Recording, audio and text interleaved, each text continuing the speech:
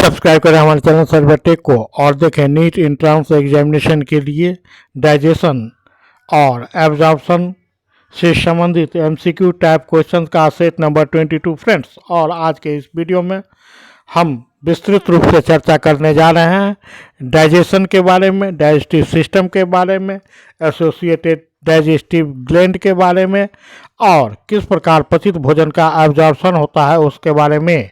तो चलिए फ्रेंड्स, पूर्व की तरह हम अपने इस वीडियो को हिंदी में भी एक्सप्लेन करने जा रहे हैं। तो चलिए स्टार्ट करते हैं आज के वीडियो को क्वेश्चन नंबर 1 से। Which of the following is not the part of the digestive system? निम्नलिखित में से कौन एक पाचन तंत्र का डाइजेस्टिव सिस्टम का भाग नहीं है?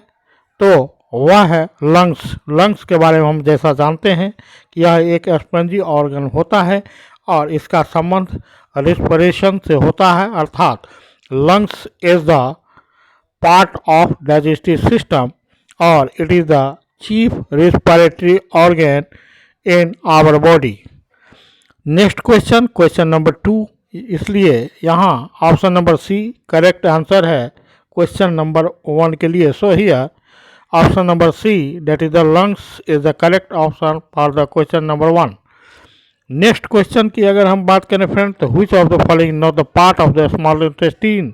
निम्नलिखित में से कौन सा एक छोटी आंत का क्षुद्रांत का भाग नहीं है, स्मॉल इंटेस्टाइन का भाग नहीं है? तो वह है option number D colon. Colon large intestine का भाग है, न कि स्मॉल इंटेस्टाइन का भाग है। स्मॉल इंटेस्टाइन के बारे में जैसा कि हम जानते हैं कि यह हमारे पाचन तंत्र का एक भाग है, यह एलिमेंट्री कैनाल का भाग है और यह लार्ज इंटेस्टाइन की अपेक्षा लंबी होती है। और यहाँ पर अगर हम बात करें फ्रेंड्स स्मॉल इंटेस्टाइन में, तो स्मॉल इंटेस्टाइन में मुख्य रूप से बहुत सारे एंजाइम्स का श्रावण होता है। पैनक्रियाटिक जूस, बाइल जूस सभी स्मॉल इंटेस्टाइन में के डिओडेनम भाग में आते हैं और स्मॉल इंटेस्टाइन में पाचन की क्रिया पूर्ण हो जाती है, जैसा कि आगे के एमसीक्यू में हम डिस्कस करेंगे। सो here option number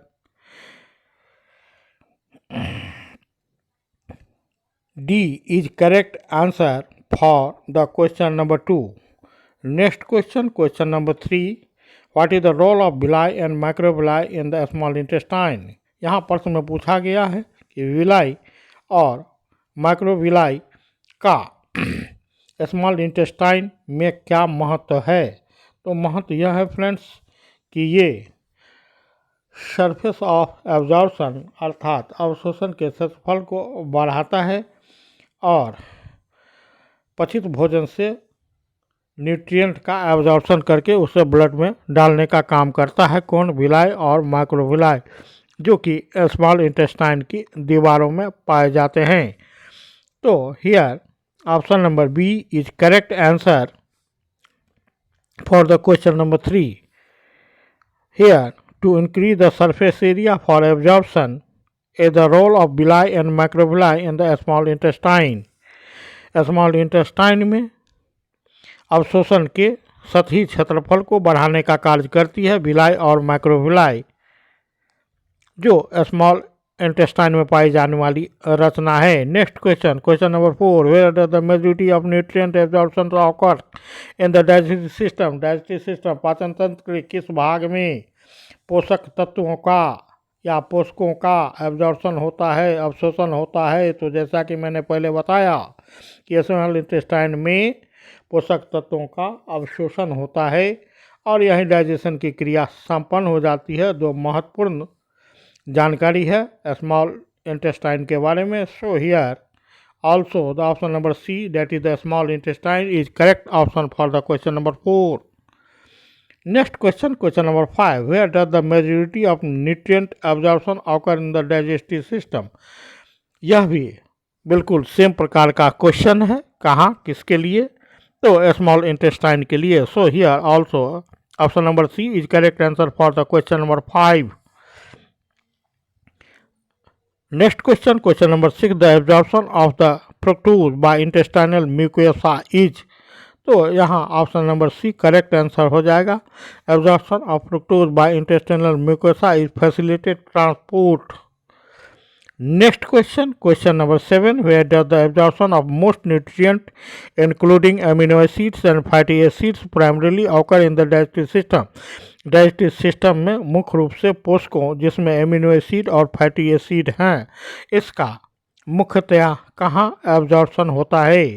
here also option number C that is the small intestine is correct answer for this question. Question number 7 अर्थात एमिनो एसिड और फैटी एसिड का मुख्य रूप से जो एब्जॉर्प्शन होता है वह स्मॉल इंटेस्टाइन में होता है, जैसा कि मैंने पहले भी बताया और पुनः इस क्वेश्चन में डिस्कस कर रहा हूँ कि स्मॉल इंटेस्टाइन हमारे पाचन तंत्र का वह भाग है जहाँ पर पाचन की क्रिया संपन्न हो जाती है, बाइल की उपस्थिति में, पेनक्रिएटिक जूस की उपस्थिति में, और यहाँ एब्जॉर्प्शन की भी क्रिया संपन्न हो जाती है। Next question, question number 8।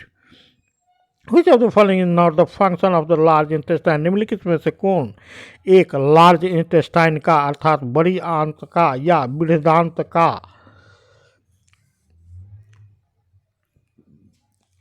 कार्य नहीं है? तो वह कार्य नहीं है फ्रेंड्स एब्जॉर्प्शन ऑफ न्यूट्रिएंट्स, और इस क्वेश्चन को बिल्कुल उलट करके पूछा गया है, अर्थात absorption of nutrients he function है किसका? स्मॉल इंटेस्टाइन का, और यहाँ नहीं करके अर्थात लार्ज इंटेस्टाइन पर एब्जॉर्प्शन ऑफ न्यूट्रिएंट्स लागू नहीं होता है, यहाँ पर पोषकों का अवशोषण नहीं होता है।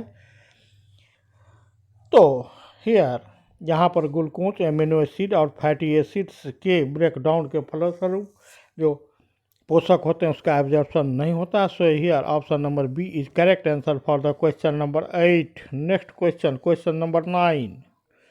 What is the primary function of the large intestine digestion? पाचन में लार्ज इंटेस्टाइन का, बड़ी आंत का या बृहदांत का क्या प्राइमरी फंक्शन है, मुख्य कार्य है? तो वह कार्य है option number B water absorption and faeces formation, अर्थात वाटर का अवशोषण और मल का निर्माण।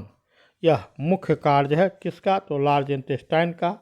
किसका? तो बड़ी आंत का। किसका? तो बृहदांत का।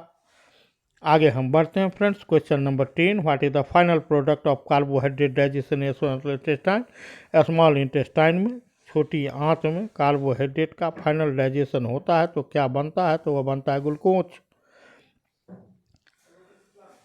Next question, question number 11। Which enzyme is responsible for the breakdown of carbohydrate in mouth? Mouth में, मुख में कार्बोहाइड्रेट के ब्रेकडाउन के लिए कौन सा एंजाइम रिस्पॉन्सिबल होता है? तो वह एंजाइम है ऑप्शन नंबर ए एमाइलेज, और जिसे हम टाइलिन के नाम से भी जानते हैं, जबकि एमाइलेज जो पेनक्रिएटिक जूस में पाया जाता है उसे पेनक्रिएटिक एमाइलेज कहते हैं, एमाइलेज कहते हैं, और मौत में पाए जाने वाला एमाइलेज टाइलिन कहलाता है। Next question, question number 12। Which of the following is an accessory organ of the digestion that produces insulin?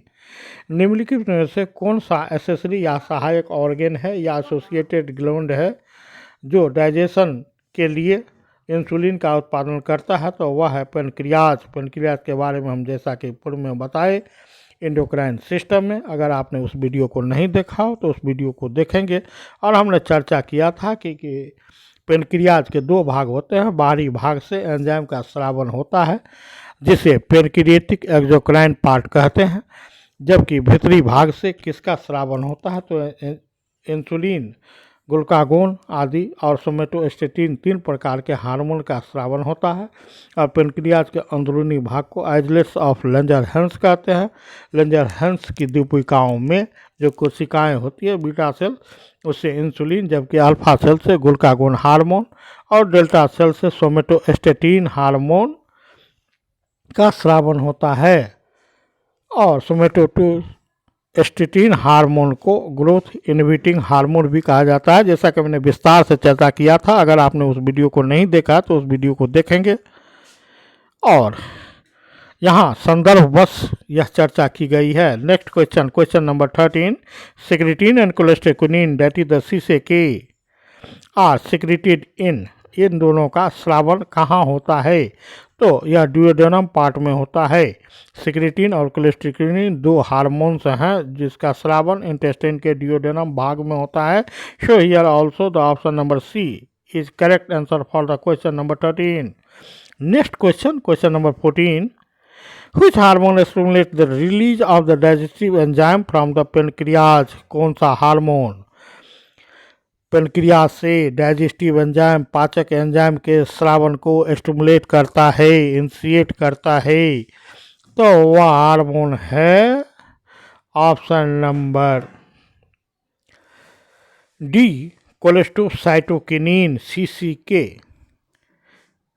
Next question है what is the term for the wave like muscular contraction that move food through the digestive system? उस wave like muscular construction को मांसपेशीय संकुचन को क्या कहते हैं जो डाइजेस्टिव सिस्टम में फूड के मूवमेंट को बनाए रखता है? तो वह कहलाती है ऑप्शन नंबर ए पेरिस्टाल्सिस, क्रमानुकुंचन की क्रिया। और इसके सहारे भोजन के जो छोटे छोटे गोले होते हैं वह क्रमशः अपने स्थान को परिवर्तित करते हैं और नीचे की ओर पुश होते रहते हैं, अर्थात ऑसोफेगस से स्टोमच, स्टोमच से इंटेस्टाइन इत्यादि इस प्रकार का क्रमानुकुंचन की क्रिया चलती रहती है। Next question number 16. What is the primary function of the enzyme amylase in digestion? Amylase enzyme का डाइजेशन में मुख्य कार्य क्या है? तो breakdown of the carbohydrate amylase enzyme का मुख्य कार्य है, चाहे वह पेनक्रिएटिक एमाइलोज हो या फिर टाइलिन के रूप में मुख में स्रावित होने वाला सालिवा में पाए जाने वाला टाइलिन एंजाइम हो। तो इस प्रकार से हम देखते हैं कि ब्रेकडाउन ऑफ कार्बोहाइड्रेट, कार्बोहाइड्रेट का ब्रेकडाउन, विखंडन और ग्लूकोज का निर्माण वह एमाइलेज का काम होता है या टाइलिनेज का काम होता है। Next question number 16. Show here in the question 16 that is the option number B breakdown of carbohydrate is the correct answer for the question number 16. Next question that is question number 17. Which of the following is not the component of saliva? Saliva में से का मुख्य रूप से घटक कौन नहीं है? तो वह है friends hydrochloric acid.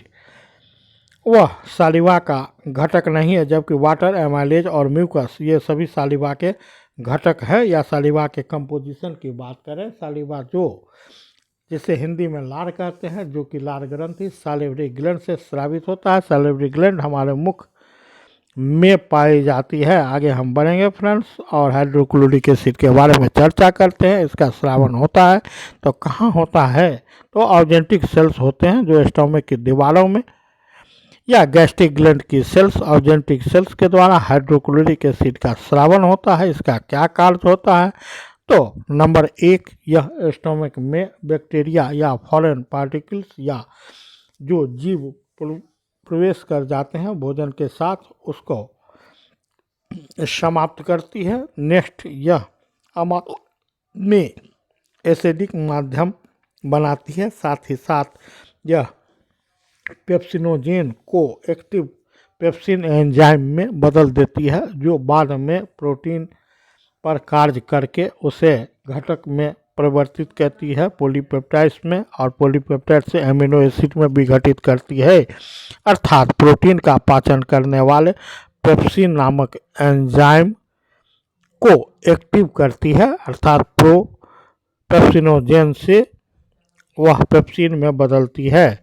And pepsin is the protein digesting enzyme which is secreted by the gastric gland sales in the stomach. Next question number 18. What is the role of hydraulic acid in the stomach? मैंने बताया कि hydrochloric acid HCl का स्रावन होता है कहाँ? तो stomach में। और यह क्या कार्य करती है? तो मुख्य कार्य होता है it kills the bacteria and foreign micro organism which enters through the food in the stomach. Secondly, जो दूसरा कार्य होता है यह माध्यम को एसिडिक बनाती है। तीसरा यह कार्य होता है कि यह एक्टिव पेप्सिन का निर्माण करती है जो कि एक प्रोटीन डाइजेस्टिंग एंजाइम है। Next question, question number 19। What is the term for the semi-solid mixture of the food and digestive juices that are found in the stomach? Stomach में बनने वाले जो अर्ध ठोस फूड के मिक्सचर होते हैं और डाइजेस्टिव जूस के मिक्सचर होते हैं वे क्या कहलाते हैं? तो वह कहलाते हैं option number A chyme. So here option number A is correct answer for the question number 19। Now the question number 20, which enzyme is responsible for the breakdown of proteins in the stomach? स्टोमेच में कौन सा enzyme protein के breakdown के लिए आवश्यक होता है? तो option number D, that is pepsin, जिसकी पर चर्चा मैंने ऊपर के एमसीक्यू टाइप क्वेश्चंस में किया है। वह पेप्सिन एंजाइम जो कि प्रोटीन के ब्रेकडाउन के लिए रिस्पॉन्सिबल है, अर्थात pepsin is the protein digesting enzyme. तो option number D correct answer है question number 20। Show here the option number D that is the pepsin is correct option for the question number 20। And in last the question number 21, what is the function of the bile in the digestive system? In digestion पाचन में bile का पित्त का क्या कार्य है? तो emulsification of the fats is the chief function of the bile in digestion. Digestion में फैट का एमल्सिफिकेशन करती है या एमल्सिफाई द फैट, बसीयकरण कहते हैं, इसे पाइसीकरण की क्रिया कहते हैं। तो फ्रेंड्स, हम जैसा कि जानते हैं कि बाइल पित्त एक हरे रंग का तरल पदार्थ है जो लीवर की कोशिकाओं के द्वारा स्रावित होता है।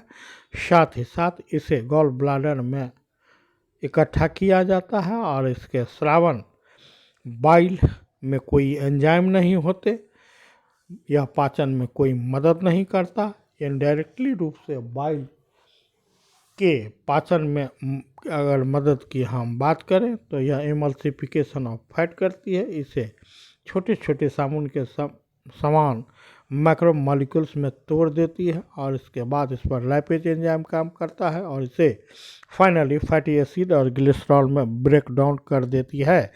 So, while helps in the digestion of fat, not directly but indirectly by the emulsification of fats। तो चलिए इसी के साथ आज के वीडियो को हम कंक्लूड करते हैं, समाप्त करते हैं और आंसर को प्रोवाइड करते हुए हम यहाँ देख रहे हैं कि 1 से 21 तक सारे क्वेश्चंस के आंसर्स को यहाँ प्रदर्शित किया गया है। आप अपने एमसीक्यू टाइप क्वेश्चंस को स्वयं से हल करेंगे और इसके बाद हमारे दिए गए उत्तर से मिलान करके लाभ उठाएंगे और हमारे चैनल को प्रोत्साहित करेंगे। धन्यवाद। Good night.